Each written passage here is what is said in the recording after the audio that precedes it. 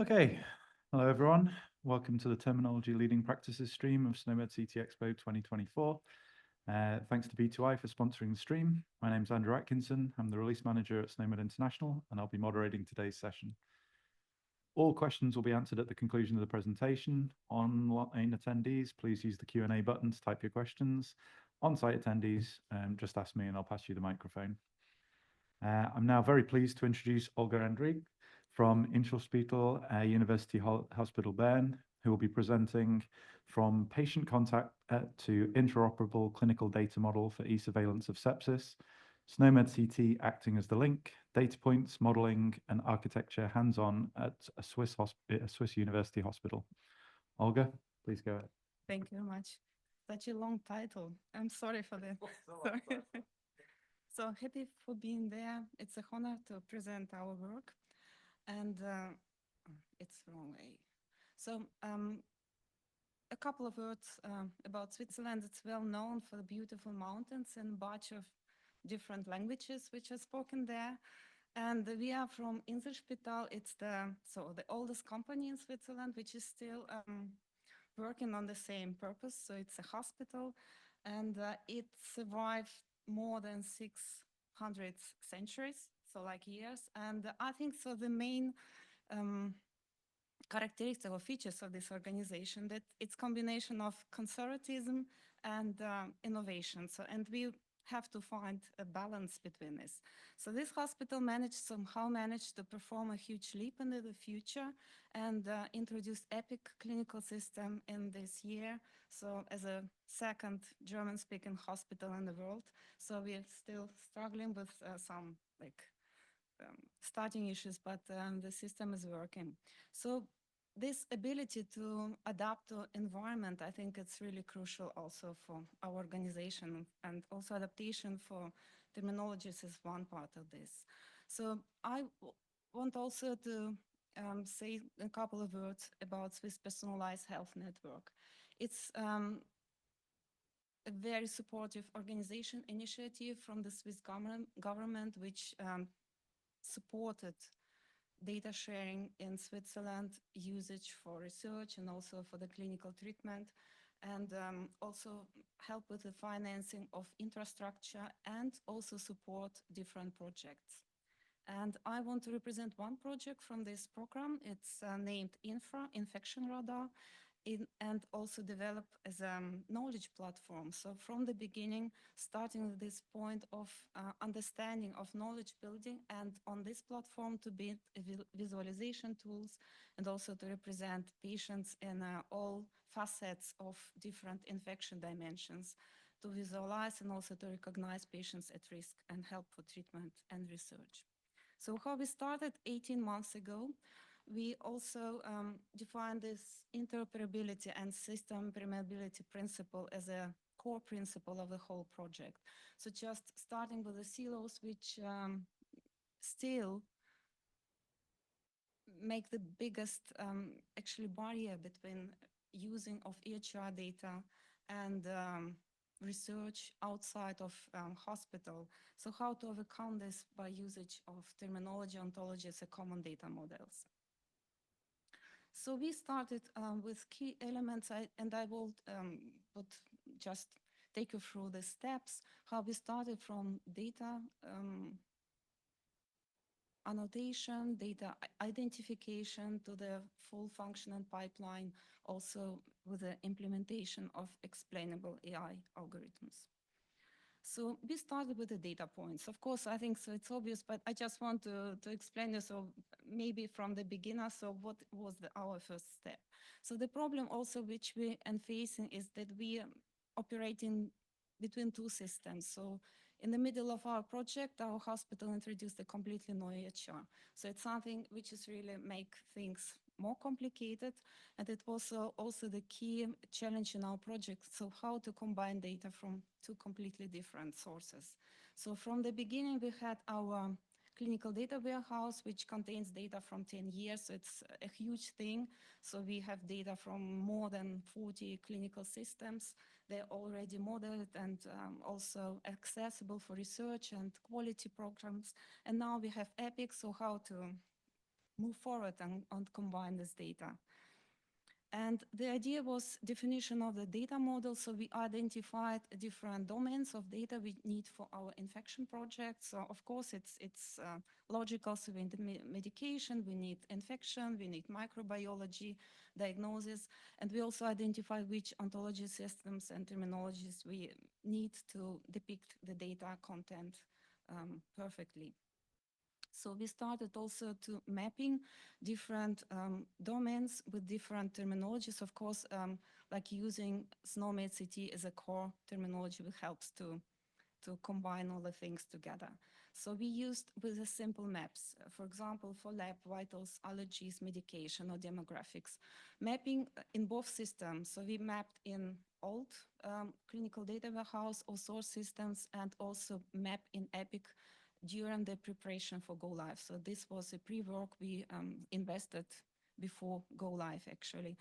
And we tried to map in source if it's possible, and if not, we mapped on the reference tables, so which references to the different tables in clinical data warehouse on an EPIC itself. So a lot of work, but still it was also interesting how we can combine these things and understand our data better. For diagnosis and procedures, we chosen a different approach. For example, for diagnosis, we knew that EPIC provides this possibility to capture structured data from the beginning. So EPIC operates on the problem list, so it's a core entity, and EPIC, so their physician capture the problem diagnosis, which is relevant for patient today, now, and in the future and the past. And actually, each patient has to have one problem, so one diagnosis on the problem list. And we started with the implementation of a list of concepts and synonyms, so it contains more than 6 million of different items, terms. So it's a huge list, which is actually mapped, so from the clinical terms to ICD-10, SNOMED CT, and ORFA codes. So from the beginning, also, we had a long time collaboration with a vendor firm, so they provide terminology services for German, so German language, because it's not so easy to find this profound terminology services not for English content. So it was really a very good collaboration, and we had this list of preference catalog entities, and additionally, we also develop in-house build preference list, so something which physician can use on the daily basis. So the most frequent, the most relevant diagnoses were pre-defined in a tool, and then we built a string of text terms, SNOMED terms, and ICD-10 codes. So it's like pre-coordination, which is fixed for several defined preference list items. So now we have got around 1,000 preference list terms. So this was in collaboration with clinicians, coding experts, and IT. So it's really very elaborated development. Also for chronic condition, they can capture chronic condition, localization stage, grades, so whatever you need for the very precise diagnosis. So this was actually our starting point in March 24. For procedures, we also choose approach by preparing a base procedure list, so ordering surgical procedure is possible in EPIC, also naming this procedure. And this list is also mapped to our own Swiss procedure catalog. It's named CHOPS, and it's something really appropriate for Switzerland, unfortunately. But still, we prepare this order set list and map this to the CHOP codes. So we have actually, by ordering a surgery, instantly the correct procedure code in the system. For surgery site infection, we also have a SNOMED mapping because it's important for some quality programs like SSI quality tools. So for this starting set, we have already some SNOMED mapping in the system. So what we also learned that it's not easy with EPIC, so you cannot just put your codes into system. You have to develop grouping maps, or even have some modification to foundation, which is time and money consuming. So this was the start, and now we developed this complex map, and we used also for some cases, OHDSI tools for inspiration and also mapping to some concept for complex things, for example, procedure concept, which contains of different dimensions. So how to combine it, bring completely different data from different sources on like the same level. For example, procedures as a use case for us. After this preparation, we also develop specific ontology concepts for our project. For example, this is an example for SOFA score, so sepsis SOFA score, sequential organ function assessment complete score for assessment of sepsis.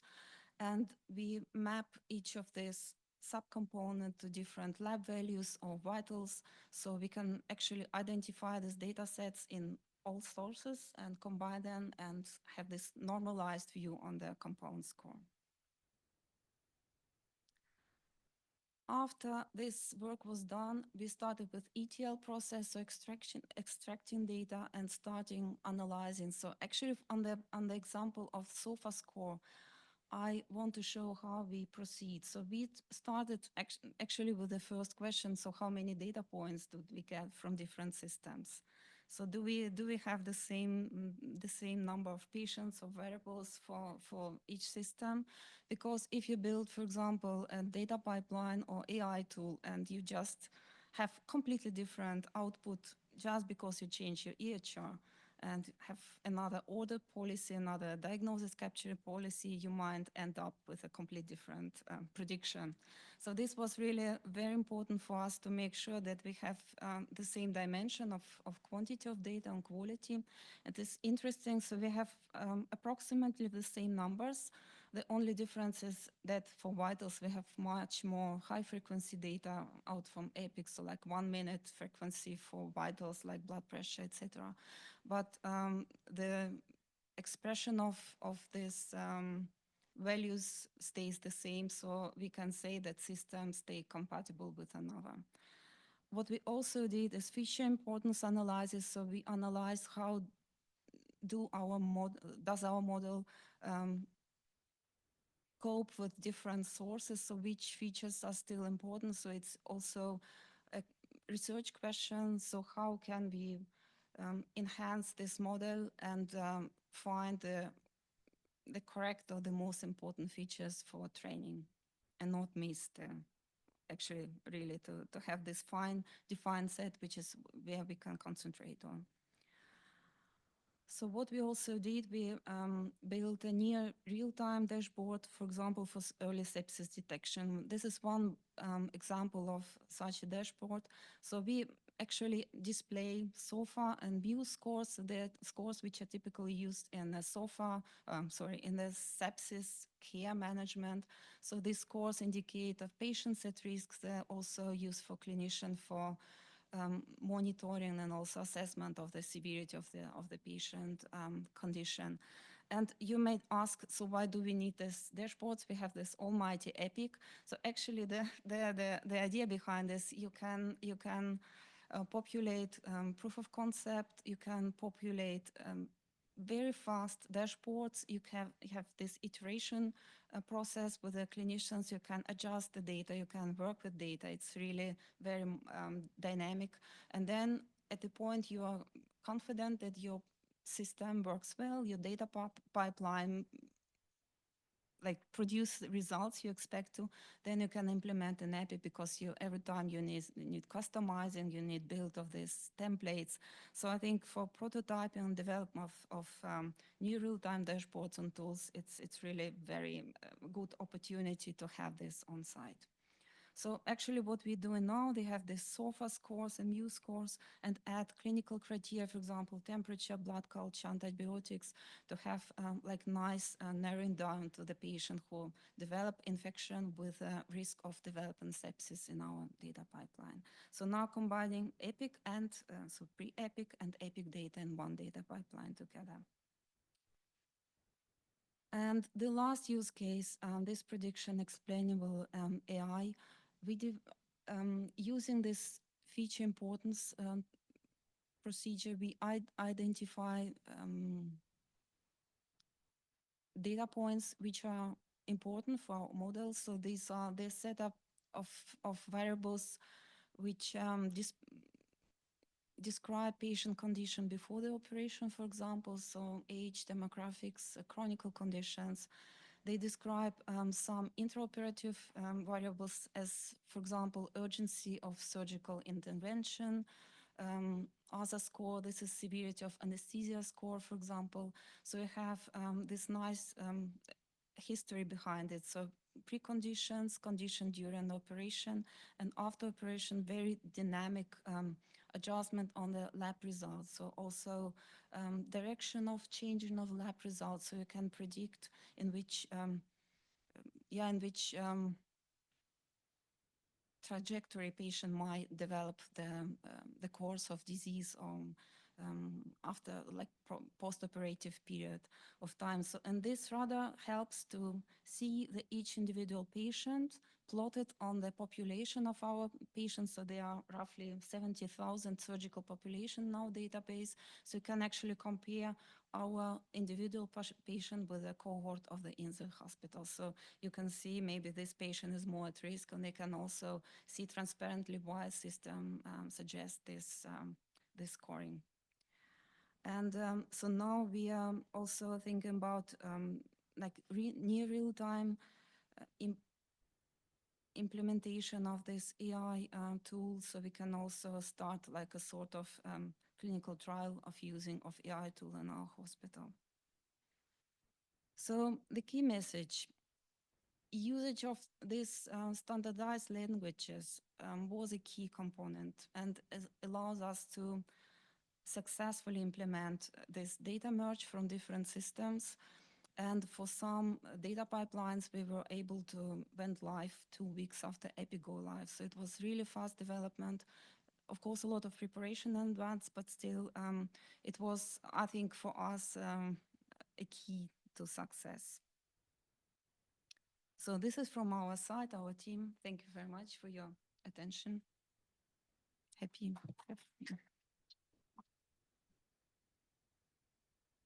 Thank you very much, Olga. Olga will now take any questions that you have. There are no online questions. Are there any questions in the room? Okay, a couple of questions from me then.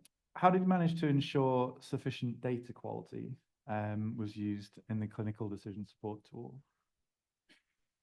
So before we start to use data, we also have quality insurance. So we look on the distribution of data. So also over time, for example, so how many codes were used. So we also deep dive into the system and also analyze the output before we use it for the data pipeline. So actually we would expect, for example, that ordering system will correspond with the result system. So all these tests are made in advance. So we actually have this had this process of usage of data from data pipelines in place. Yeah, that makes sense. And then how quick are the calculations, like in respect to the timely treatment? And so for the calculation, for example, so you mean the AI tools or the data pipeline? Yeah, so now they are not in the operational side. So it's actually the static data set which was used for development of this tool. But I think as soon as we implemented an operational data pipeline, it shouldn't be a matter of performance. So I think it should be near real time, because we have like different data pipelines which are already in place. So for this, we use just SQL micro batches. It's very fast. So you have like pre-calculated data pipeline for each patient. It can be referenced and for each new value which comes in. And it's really milliseconds, so it's really fast. excellent, thank you. Any other questions? Okay, then in that case, we'll conclude this session. Online delegates, again, you can stay here for the next presentation or use another session across the events lobby. And anyone here, you can have a few minutes break and come back, or head to another session.